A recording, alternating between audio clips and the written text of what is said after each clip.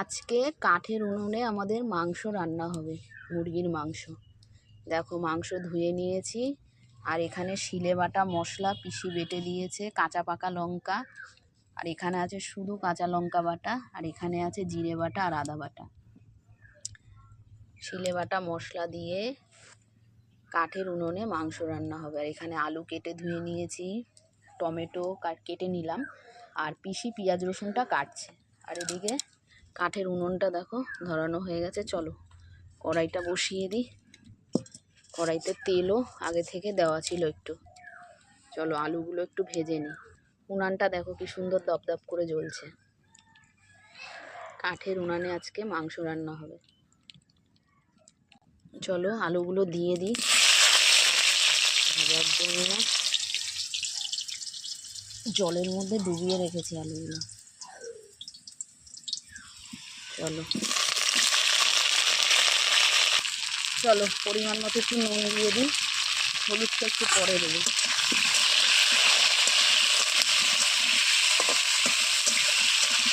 কাঠের উনুনে মাংস রান্না হচ্ছে, মাংসের আলু ভাজা হচ্ছে এখন। চলো আলুগুলো ভেজে নিই।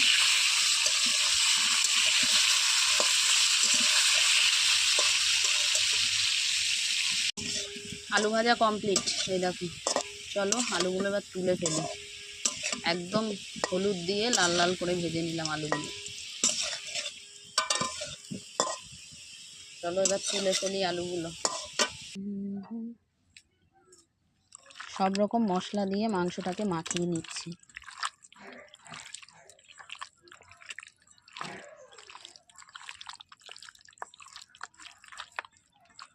দেখো মাখানো কমপ্লিট, এই দেখো। চলো এদিকে তেলও গরম হয়ে গেছে আমার।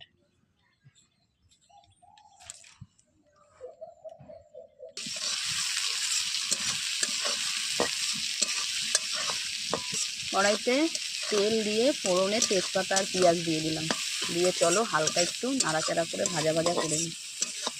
আজকে কাঠের উনুনেই মাংসটা করব। সকালবেলায় ঠিক করলাম যে না চলো কাঠের উনুনেই আজকে মাংসটা রান্না করি। কাঠের উনুনে তার সাথে বাটা মশলায়, মানে শিলে বাটা মশলায় মাংস খেতে কিন্তু দারুণ লাগে, সেটা যদি হয় কাঠের জালের রান্না। এর মধ্যে আমি কেটে রাখা টমেটোর টুকরোগুলোও দিয়ে দিলাম। চলো টমেটোটা দিয়েও আর একটু ভাজা ভাজা করে নিই। টমেটোটা গলে গেলেই আর কি মাংসটা দিয়ে দেবো, হালকা গলে।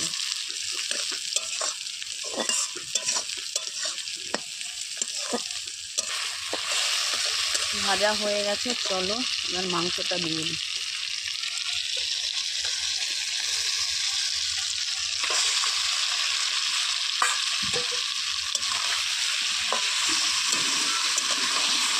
ভালো করে মাংসটাকে কষিয়ে নেব, যেন কোনোভাবে কাঁচা গন্ধ না লাগে, মশলার কাঁচা গন্ধগুলো যেন ভালোভাবে চলে যায়।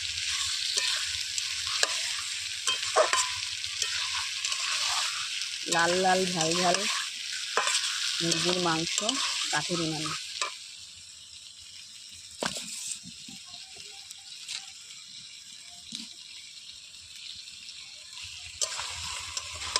ঝাল ঝাল মাংস রান্না হচ্ছে কাঠের উনুনে। কেটে খাবে চলে আসুন।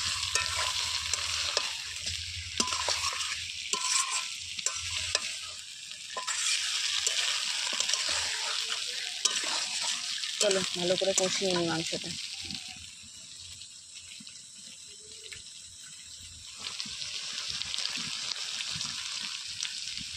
দেখো একবার কাঠের উনানটা কি সুন্দর জ্বলছে, মানে কি বলবো, গ্যাসের থেকেও মনে হয় রান্নাটা আমার তাড়াতাড়ি হবে।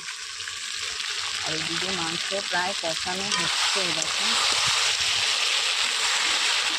আজকের রান্না গ্যাসের থেকে আমার তাড়াতাড়ি হবে। কালারটা কিন্তু দারুণ এসেছে।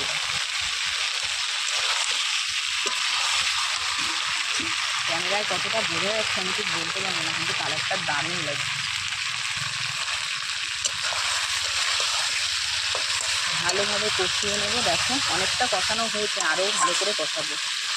তারপরে সবশেষে আলু আর ঝোল, তারপরে ঝোল ফুটে টেনে আসলে গরম মশলা।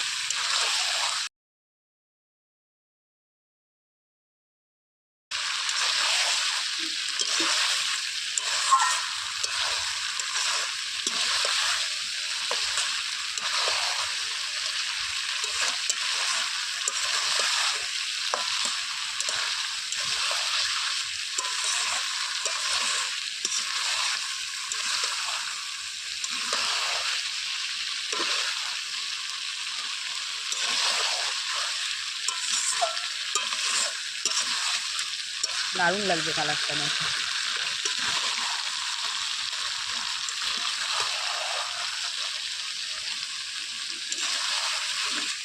চলো, কষানো প্রায় হয়ে এসেছে, আর একটুখানি কষিয়ে নিই, তারপরে আলুটা দিয়ে দিই।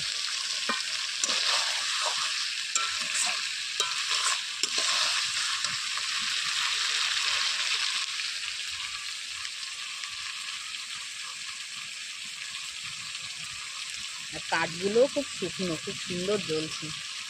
সবই আমাদের বাড়ির গাছের কাঠ, প্রচুর কাঠ আমাদের বাড়িতে।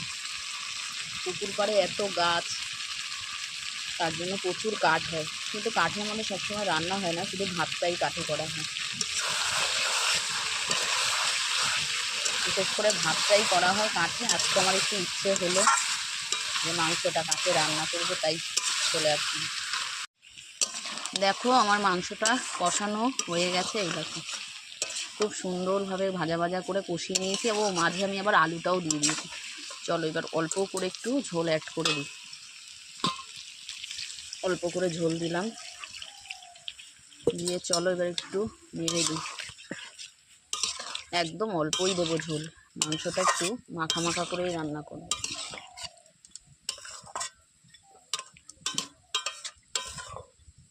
আর একটুখানি দিই ঝোল, দিয়ে দিলাম ঝোল। চলো এবার ফুটতে থাকুক, আর আলুটা একটু সেদ্ধ হোক, তারপরে সবশেষে আমি গরম মশলাটা দিয়েই নামিয়ে দেবো। এই দেখো, চলো উনানে আরও দুটো কাঠ দিতে লাগবে।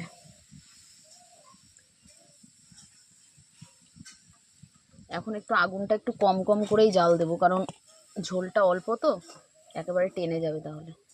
চলো ঝোলটা টেনে আসুক একটু, তারপরে গরম মশলা দিয়ে নামিয়ে নেব।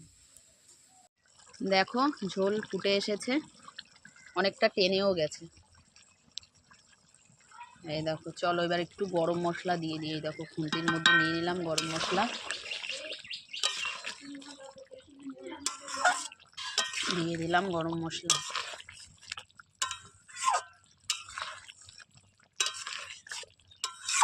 আর সামান্য একটু টেনে আসলেই নামিয়ে নেব।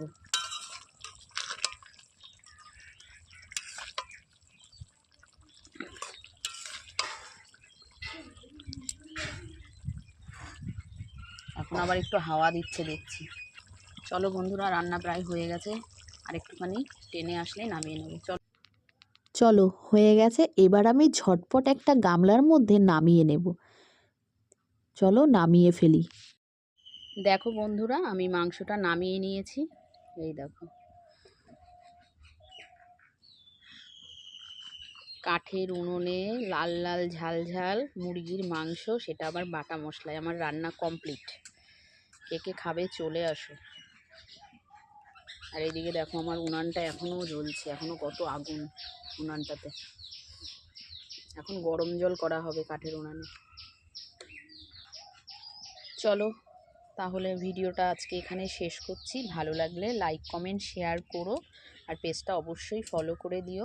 আর কমেন্ট করতে ভুলো না কিন্তু। আর রান্নাটা কেমন লাগলো অবশ্যই তোমরা কমেন্টে জানাবে। তাহলে চলো আজকের মতো আসি, সবাইকে টাটা, সবাই ভালো থেকো।